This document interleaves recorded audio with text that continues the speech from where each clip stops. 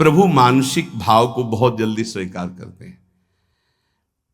एक आचार्य चरण से किसी ने, बहुत ही कंजूस स्वभाव के थे, तो उन्होंने पूछा कि देखो प्रगट सेवा में तुम पैसा खर्चा नहीं कर पाएंगे, किसी किसी का पैसे में बहुत मोह होता है, पर सत्संग में सुना है कि सेवा से भगवान बहुत जल्दी रीझ जाते हैं।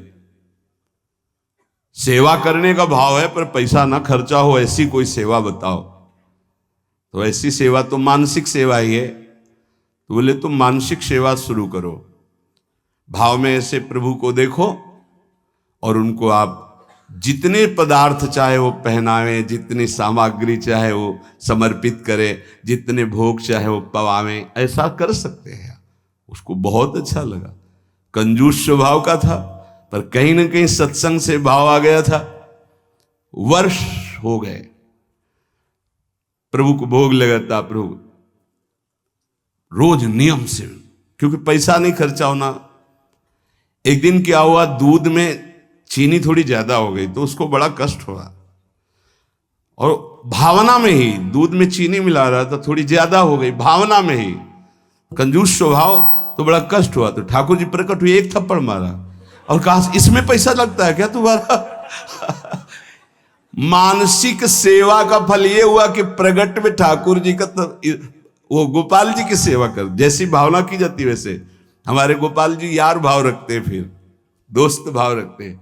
उनका सारे इसमें तेरी चीनी में पैसा लगा क्या, क्यों तू जलने लगा कि ज्यादा चीनी हो गई? एक भगवत साक्षात्कार हो गया, प्रभु ने स्पर्श कर लिया मानसिक सेवा से।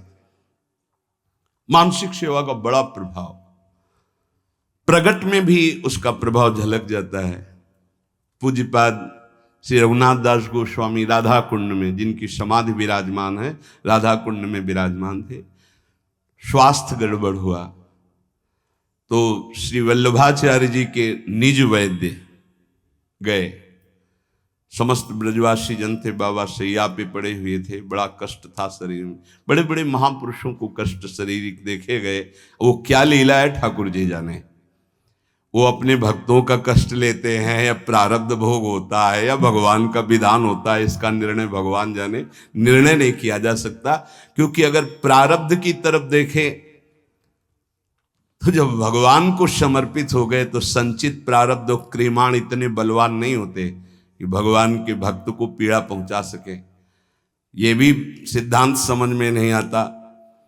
भगवान अपने भक्त को कष्ट देते हैं, ये भी सिद्धांत समझ में नहीं आता, क्योंकि इतने वात्सल्य समुद्र हैं, वो जन को सुख देते हैं, कष्ट क्यों देंगे?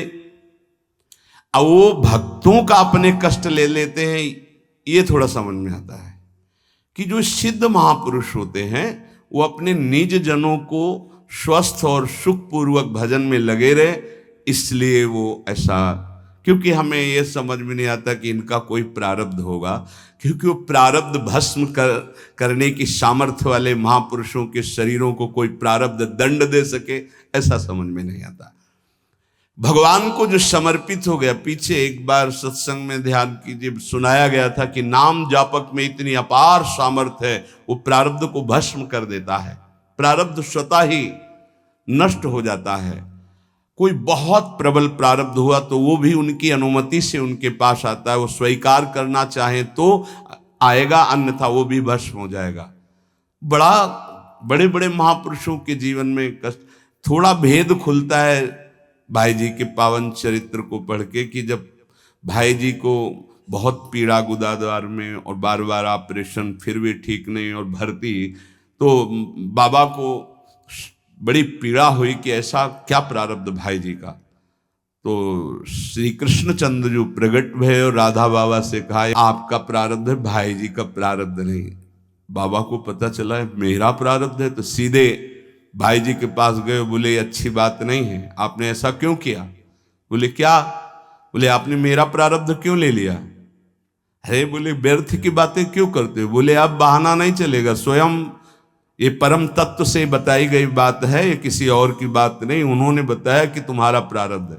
उनका बाबा हमको इससे कोई फर्क नहीं पड़ता, और आपकी जो अनुष्ठान पद्धति इसमें फर्क पड़ जाता, इसीलिए प्रभु की इच्छा से इसको। तो ये बात समझ आती कि बड़े बड़े महापुरुष अपने जनों का ऐसा लीला पूर्वक स्वेग नहीं, ऐसे जो ब्रह्म स्वरूप महापुरुष हैं उनका क्या प्रारब्ध है। आकर नाड़ी पकड़ी, मानसिक सेवा की आपको बात बता रहे, पूज्य श्री रघुनाथ दास गोस्वामी जी की नाड़ी पकड़ी, आपने कढ़ी चावल ये प्रसाद ज्यादा पा लिया, किसी में आता है खीर ज्यादा पा लिया।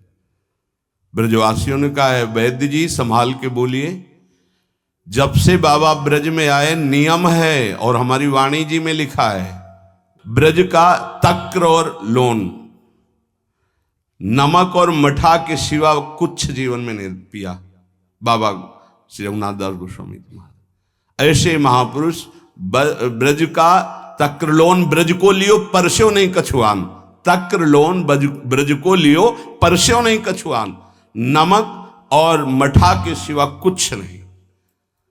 तो उनका हम वैद्य की छोड़ देंगे, अगर इनके उदर में अभी वमन करवाओ और कढ़ी चावल या खीर कहीं कहीं आता, अगर ना निकले तो हम वैद्य की छोड़ देंगे, हम नाड़ी पकड़ के कहते इन्होंने पाया है।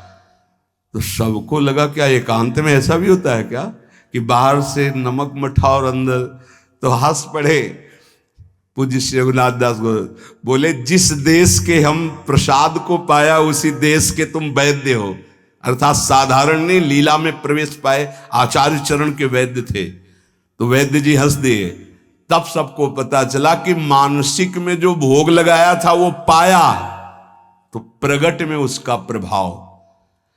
अगर हम थोड़ा भी मानसिक भाव अपने ठाकुर जी के समीप करने लगे तो बहुत जल्दी लाभ प्राप्त हो जाए। 5 मिनट का है, जो नित्य सेवा में लगे उनका तो मानसिक भाव बनता ही है, उनको बनाने की जरूरत नहीं, अपने आप बनेगा, प्रगट सेवा का प्रभाव है। तो जैसे आप लोग घर गृहस्थी में हैं तो 5 मिनट 10 मिनट बैठ करके थोड़ा भोग लगाना सीखे, मानसिक भोग लगाना सीखे, मानसिक सेवा करना सीखे। जैसे मानसिक भोग लगाने में है, आप ऐसे भावना कीजिए सामने प्रिया प्रीतम विराजमान है, सुंदर चौकी जो चांदी के कवर से मड़ी हुई, पैसा लगेगा क्या, चांदी के कवर से मड़ी, सोने की बड़ी थाल है, छोटी छोटी कटोरियों, एक में कढ़ी, एक में ये अमुक अमुक, जितने पदार्थ चाहो ध्यान कर करके, इसमें गुजिया, ये गुलाब जामुन, ये सब पदार्थ, और फिर अपने हाथ से पवारे, प्रियाजू को पवारे, फिर लालजू को पवारे। जब लालजू की तरफ कर रहे तो हमारा हाथ पकड़ के प्रियाजू की तरफ, वो उनकी तरफ, प्रेम का ऐसा खूब आनंद लूटो। 5 मिनट अगर शुरू कर दोगे तो जन्म जन्मांतरों की मलिनता नष्ट हो जाएगी। पर ये मानसिक सेवा अपवित्र हृदय से नहीं हो सकती, ध्यान रखना। तुमको सूक्ष्म बात बता रहे हैं, अगर आप अपवित्र हृदय वाले हो तो तत्काल आपके मानसिक में ही मन गंदी बातें फेंक देगा, इष्ट के प्रति फेंक देगा। आप घबरा मत जाना। ये कई प्रश्न ऐसे एकांत में किए गए, इसलिए बहुत सावधान। अपवित्र हृदय होने के कारण जब आप श्यामा श्याम को मानसिक सेवा, तो वो गंदी बात फेंकेगा, बिल्कुल घबराना नहीं, हो गंदगी निकल, वो भले श्यामा श्याम के प्रति ही फेंके, आप डरना नहीं कि अरे अब तो हमको नरक मिलेगा, मैं बहुत पापी हूं, कुछ नहीं। ये गंदगी की एक वृत्ति है जो निकल रही है बाहर, आप अपने निष्ठा में बिल्कुल रहें, वो आप नहीं है, वो गंदगी है जो अंदर भरी हुई है। इस बात को बैठा लोगे तो विचलित नहीं होगे, नहीं बहुत से विचलित हो जाते हैं। एक ने कहा कि मैं विश्व का सबसे बड़ा पापी हूं, बड़ा पवित्र हृदय वाला है, मैं बहुत पापी हूं, मैं प्रिया प्रीतम को जब सेवा में तो मेरा मन ऐसा ऐसा, तो उनका कोई बात नहीं।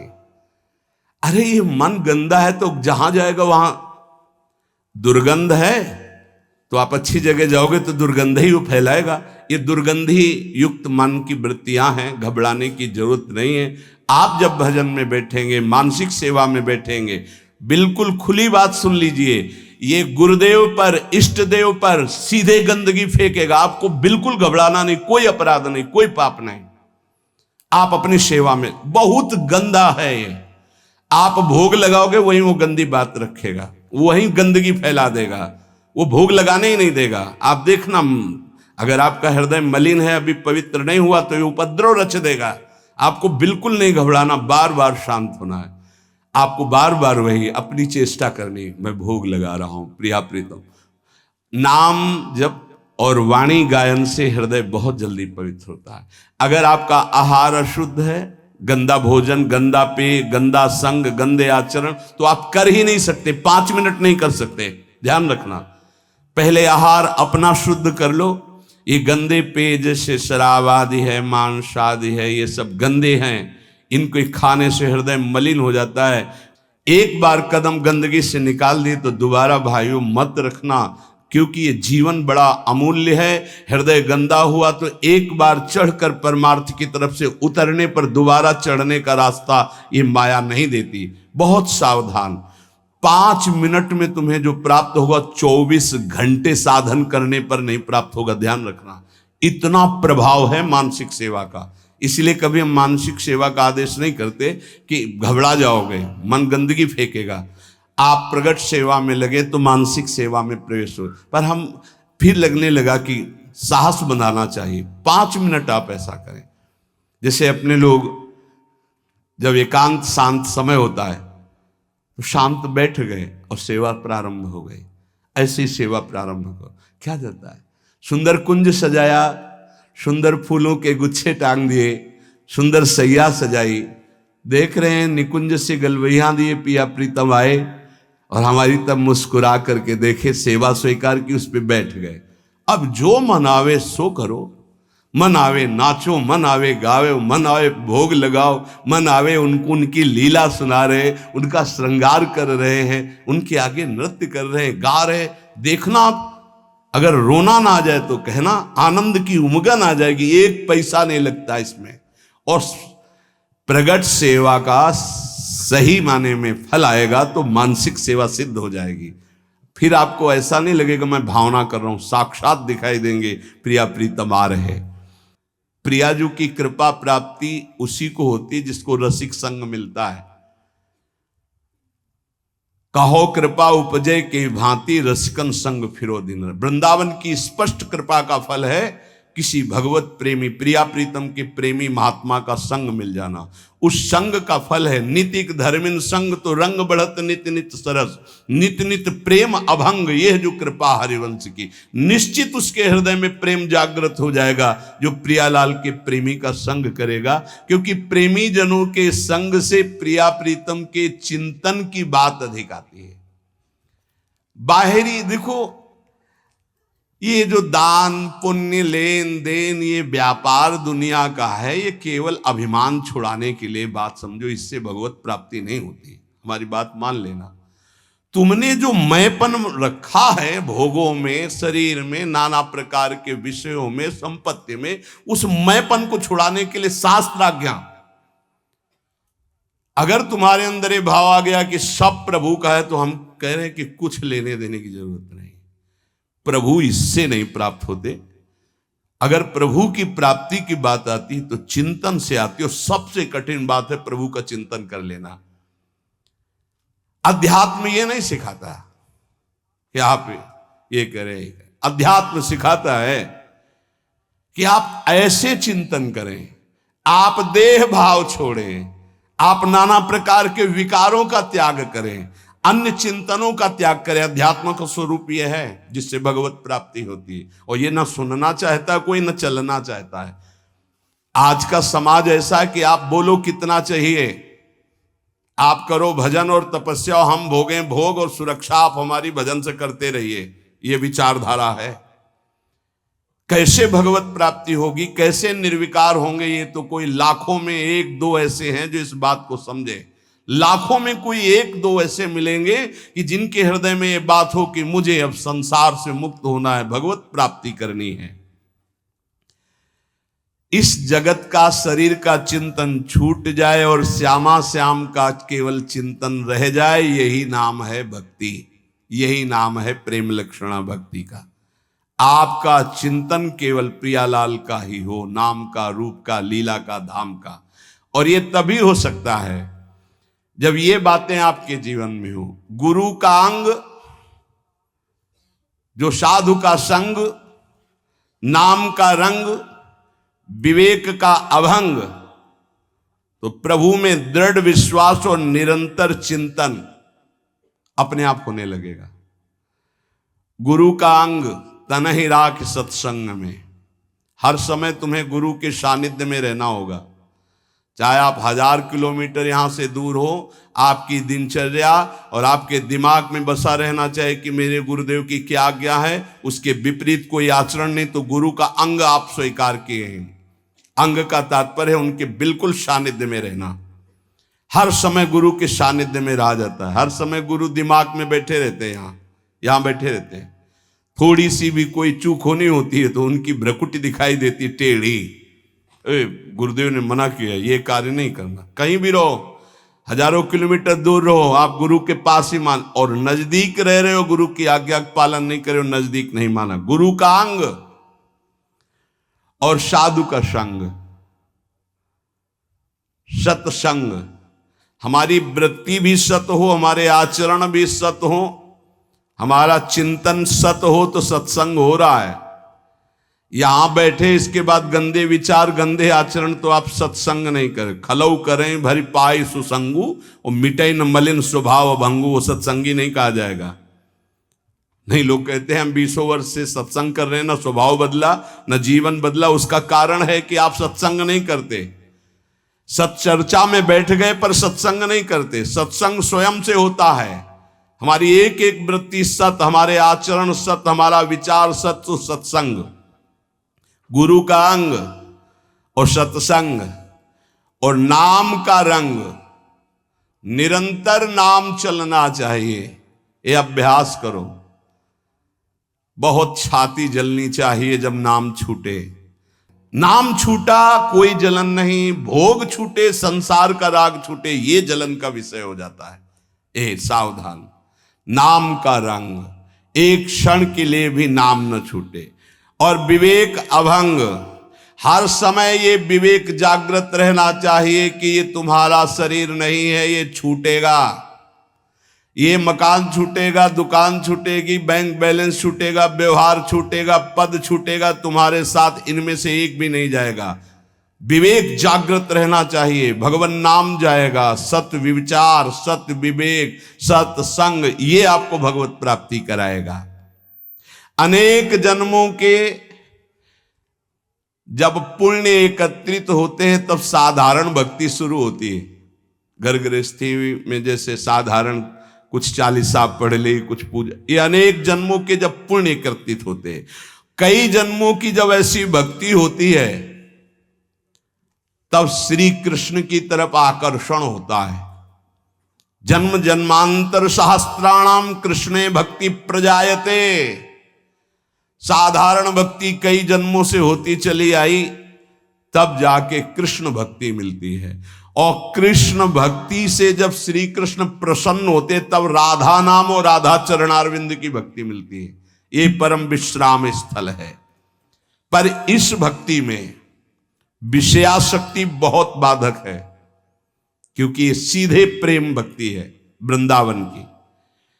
बिना विषयाशक्ति नष्ट हुए भगवत प्रीति का प्रादुर्भाव नहीं होता। जब तक प्रीति नहीं तो प्रिया प्रीतम बहुत पराये लगते हैं। देखो श्यामा श्याम लगता है तुम्हारे, अभी किसी रिश्तेदार का नाम, पुत्र का नाम, परिवार, तुरंत हृदय के हाँ मेरे।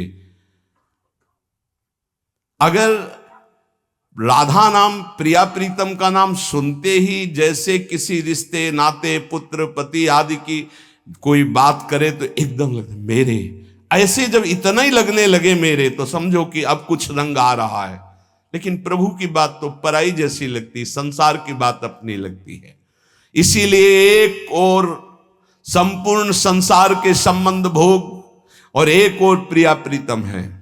चयन करो तुम किससे प्यार करते हो, संसार के संबंधों से या प्रिया प्रीतम से। अगर प्रिया प्रीतम से तो तुम्हें संसार के संबंधों का अंदर से त्याग करना होगा। ये बहुत सहजता से हो जाएगा यदि साधु संग होता रहा, बहुत सहजता से वहीं रहोगे। भेष परिवर्तन की जरूरत नहीं है, स्थान परिवर्तन की जरूरत नहीं है, उद्देश्य परिवर्तन की। जहां उद्देश्य हुआ श्यामा श्याम की प्राप्ति को, वहीं आपके अंदर समस्त संबंध जो मायाकृत हैं आप देखोगे ढीले हो गए, वो कटने लगे। साधक को इस युद्ध में अकेले संपूर्ण संसार से युद्ध करना है। ये बड़ा सूक्ष्म विषय है, बार बार इसीलिए कहते हैं। हर व्यक्ति हमारे चिंतन को खींचता है, खास बात है, चाहे वो द्वेष से या हो चाहे या राग से हो, वो खींचता है हमारे चिंतन को। हमारा चिंतन अखंड प्रभु की तरफ हो, इसलिए सारे संसार के संबंध से युद्ध करना है। ये कला सीखनी होगी कि मिलना है, बात करना है, लेकिन हमारा संबंध किसी से नहीं। भगवत भाव से मिलना है, खूब प्रीति भाव से मिलना है, लेकिन अंदर उनके राधा वल्लभ लाल देखोगे तो बच जाओगे। चिंतन तुम्हारा कोई नहीं चुरा पाएगा। आरंभ में साधक को बहुत दुखद महसूस होता है सांसारिक संबंधों का त्याग करना, परंतु बाद में वो नाच पड़ता है कि भगवान ने मुझे मोह जाल से छुटा दिया।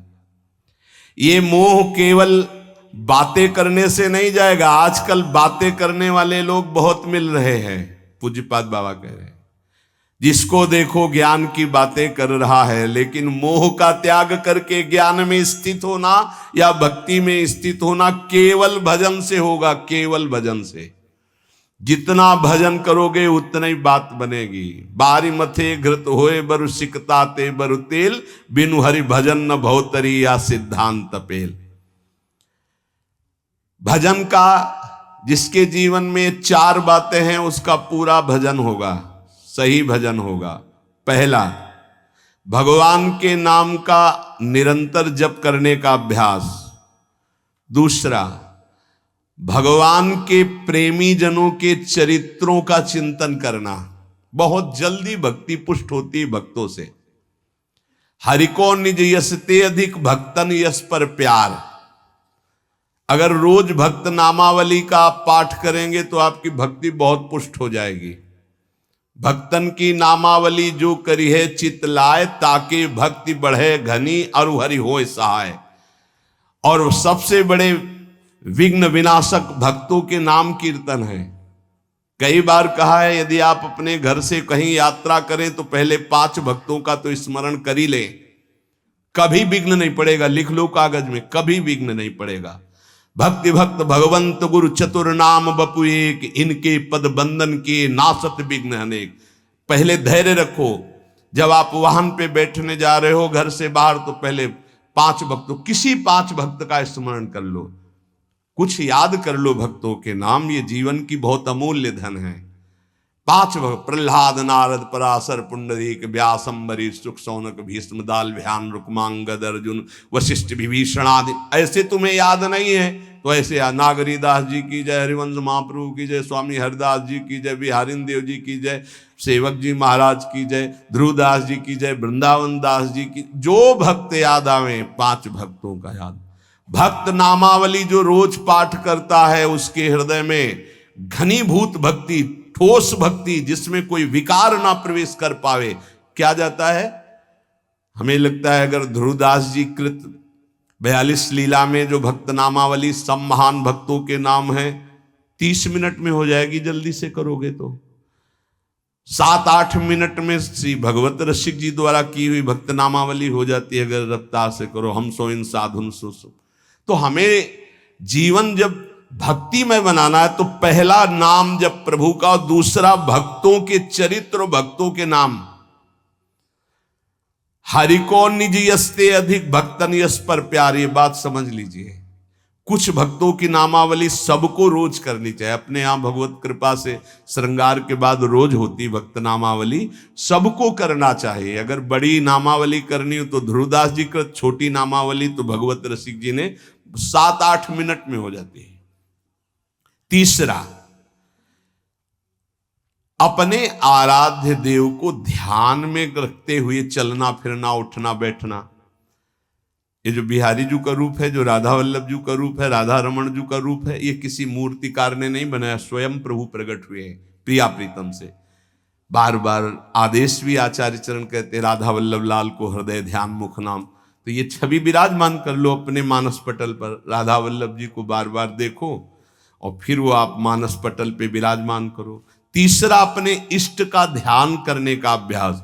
और चौथा, जो आपने उपदेश सुने हैं वैसे चलने के बाद सच्ची मानिए, थोड़ी देर आपको बुरा लगेगा, जो मन है वो आपका बुरा महसूस करेगा संतों की बात को, पर यदि आप मान जाओगे तो प्यारे निहाल हो जाओगे।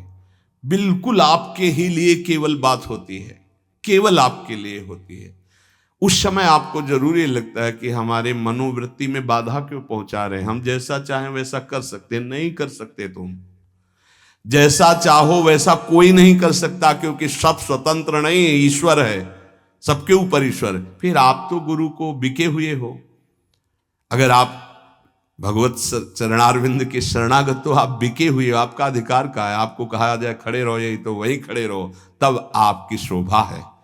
अरे क्यों खड़े रहे, हम चले गए, ये आपकी शोभा, ये समर्पण की शोभा नहीं। समर्पण की शोभा तो वही है कि जो आदेश किया जाए उससे।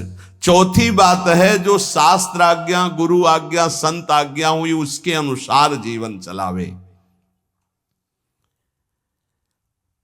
प्रभु से मन जोड़ना है और संसार शरीर से मन को हटाना है।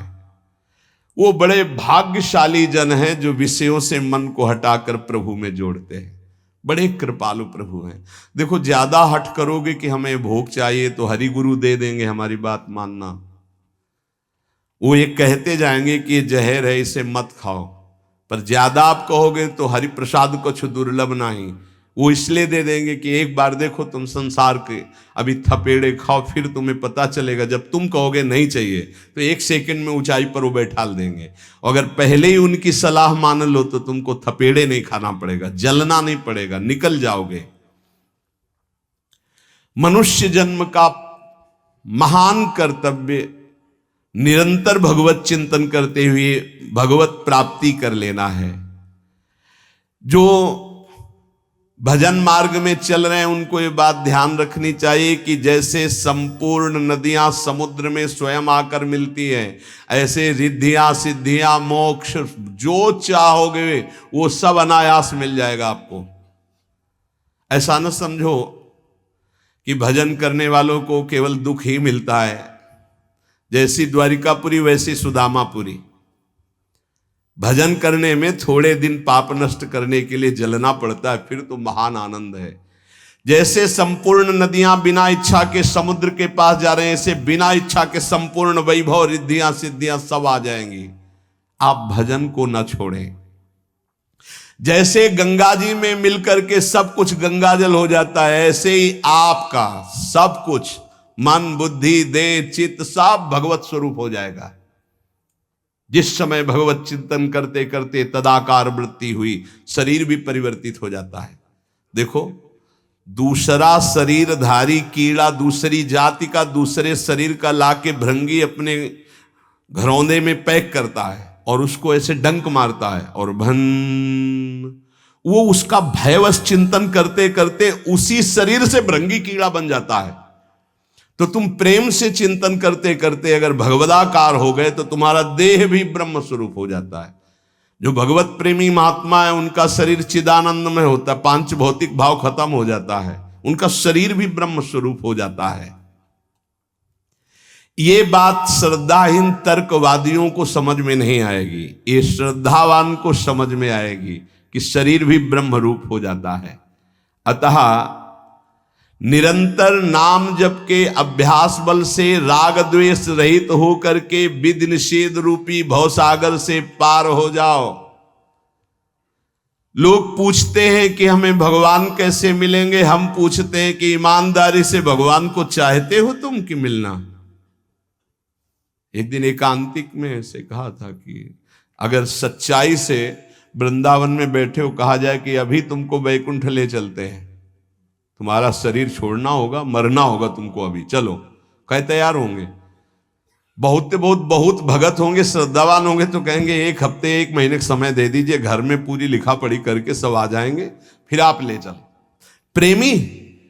प्रेमी तो मरकर भगवत मार्ग में चलता है, उसका किसी से कोई आंतरिक राग नहीं होता। बाबा कह रहे कौन चाहता है भगवान से मिलने की, जिसके अंदर चाहत पैदा हो गई उसको ये पांच चीजें अच्छी नहीं लगती, विषय भोग, निद्रा, हंसी, जगत प्रीति बहुबात। अगर ये अच्छा लग रहा है तो नाटक कर रहे हो, मिलने की चाह पैदा नहीं हुई है। ये चार बातें बड़े पुण्य से किसी महान हृदय में जागृत होती है। भगवत भक्तों का भगवान से भी बढ़कर आदर करना और सब साधनों से श्रेष्ठ भगवान नाम में दृढ़ विश्वास प्रीति हो जाना। दूसरा, सबसे पहला है भगवत भक्तों में मोते अधिक संत कर लेखा। भगवान के सातों सब मुहिमे जग देखा, मोते अधिक संत जाने संत अनंत समाना। भगवान नाम के बराबर कोई साधन नहीं, ये दूसरा। भगवत सेवा के बराबर कोई सिद्धि नहीं, तीसरा। और भगवान के प्रेम के बराबर कोई साधना का फल नहीं। भगवत प्रेम इस समस्त साधना का।